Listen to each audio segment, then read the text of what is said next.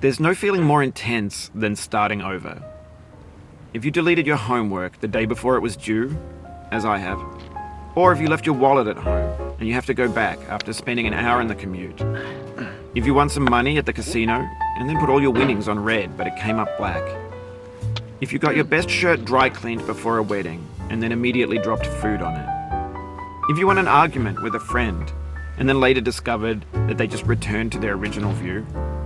Starting over is harder than starting up. If you're not ready for that, like if you've already had a bad day, then what you're about to go through might be too much. Feel free to go away and come back. I'll be here. Alright, thanks for coming with me on this trip. I'll understand if you have to take a break at any point. Just find a safe place to stop and quit the game. And don't worry, I'll save your progress, always. Even your mistakes.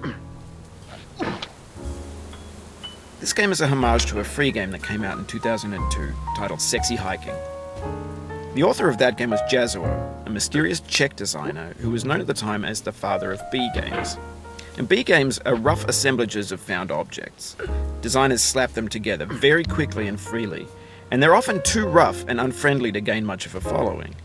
They're built more for the joy of building them than as polished products. In a certain way, Sexy Hiking is the perfect embodiment of a B game.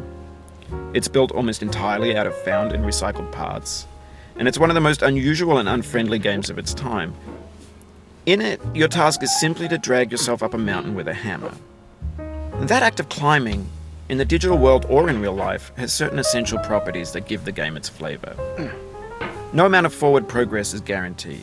Some cliffs are too sheer or too slippery. And the player is constantly, unremittingly in danger of falling and losing everything. Anyway, when you start Sexy Hiking, you're standing next to this dead tree that blocks the way to the entire rest of the game. It might take you an hour to get over that tree, and a lot of people never got past it. You prod and you poke at it, exploring the limits of your reach and your strength, trying to find a way up and over. And there's a sense of truth in that lack of compromise. Most obstacles in video game worlds are fake. You can be completely confident in your ability to get through them once you have the correct method or the correct equipment or just by spending enough time. In that sense, every pixelated obstacle in Sexy Hiking is real. The obstacles in Sexy Hiking are unyielding, and that makes the game uniquely frustrating. But I'm not sure Jazzuo intended to make a frustrating game. The frustration is just essential to the act of climbing, and it's authentic to the process of building a game about climbing. A funny thing happened to me as I was building this mountain. I'd have an idea for a new obstacle, and I'd build it, test it, and it would usually turn out to be unreasonably hard. But I couldn't bring myself to make it easier. It already felt like my inability to get past the new obstacle was my fault as a player rather than as a builder. Imaginary mountains build themselves from our efforts to climb them, and it's our repeated attempts to reach the summit that turns those mountains into something real. When you're building a video game world, you're building with ideas, and that can be like working with quickset cement. You mold your ideas into a certain shape that can be played with, and in the process of playing with them, they begin to harden and set until they're immutable, like rock. And at that point, you can't change the world. Not without breaking it into pieces and starting fresh with new ideas. For years now, people have been predicting that games would soon be made out of prefabricated objects, bought in a store and assembled into a world. And for the most part, that hasn't happened, because the objects in the stores are trash. I don't mean they look bad or that they're badly made, although a lot of them are. I mean they're trash in the way that food becomes trash as soon as you put it in the sink. Things are made to be consumed and used in a certain context, and once the moment is gone, they transform into garbage. In the context of technology, those moments pass by in seconds.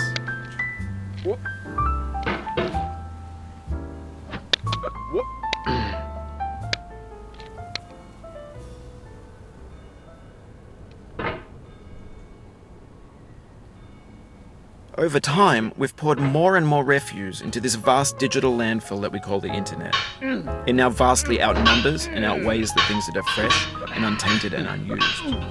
When everything around us is cultural trash, trash becomes the new medium, the lingua franca of the digital age. And you can build culture out of trash. But only trash culture. Be games, be movies, be music, be philosophy. Maybe this is what digital culture is. A monstrous mountain of trash, the ash heap of creativity's fountain. A landfill with everything we ever thought of in it.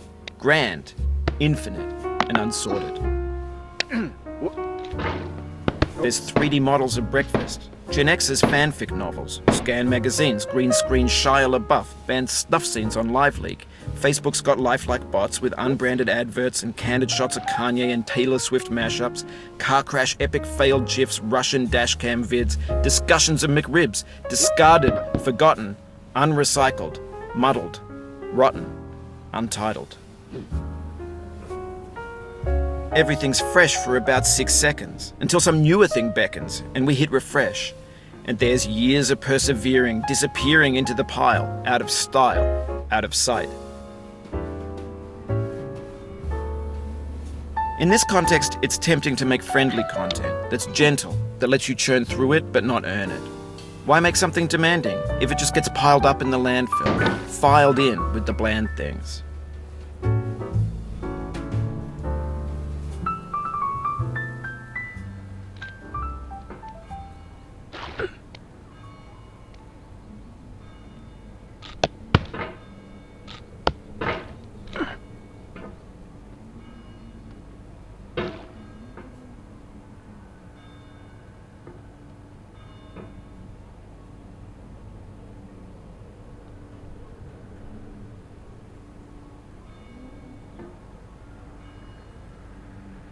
When games were new, they wanted a lot from you. Daunting you, taunting you, resetting and delaying you. Players played stoically. Now everyone's turned off by that. They want to burn through it quickly, a quick fix for the fickle, some tricks for the clicks of the feckless. But that's not you, you're an acrobat. You could swallow a baseball bat. Now I know, most likely you're watching this on YouTube or Twitch, while some dude with 10 million views does it for you. Like a baby bird being fed chewed up food. That's culture too.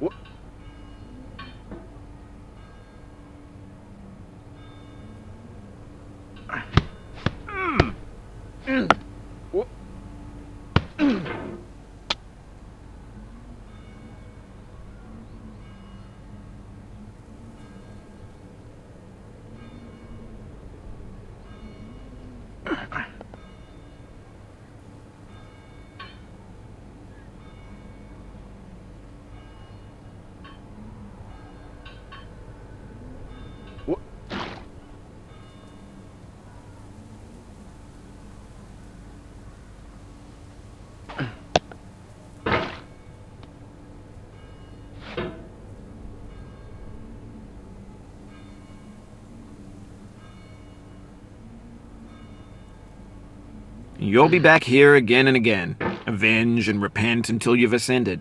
Or until you're contented.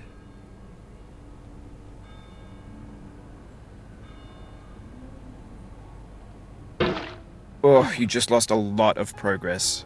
That's a deep frustration, a real punch in the gut.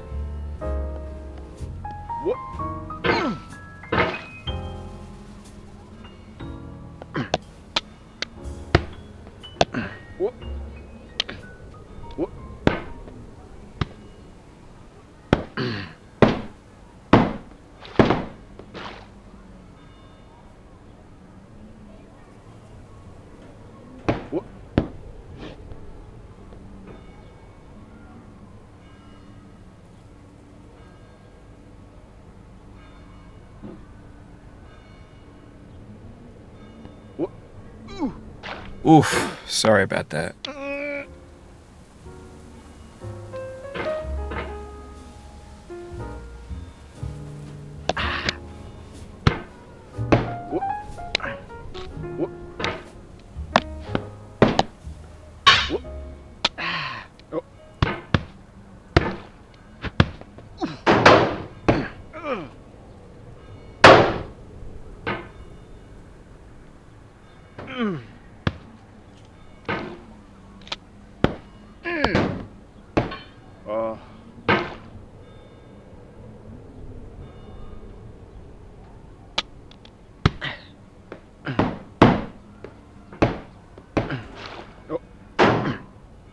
Oh, it happened again. Keep on trying, don't let it get to you.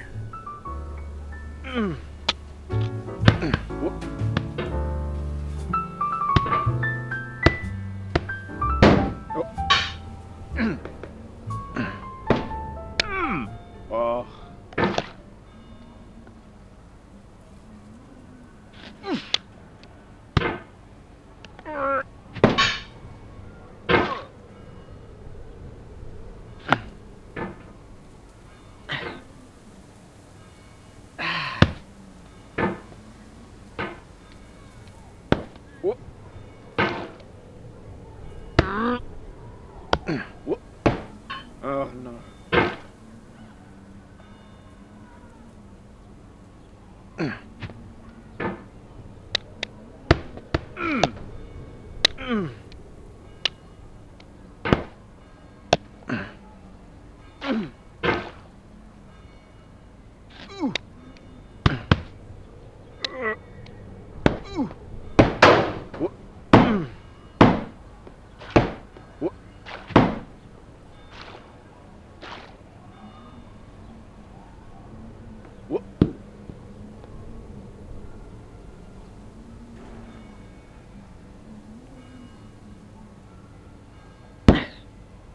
This thing that we call failure is not the falling down, but the staying down. Mary Pickford.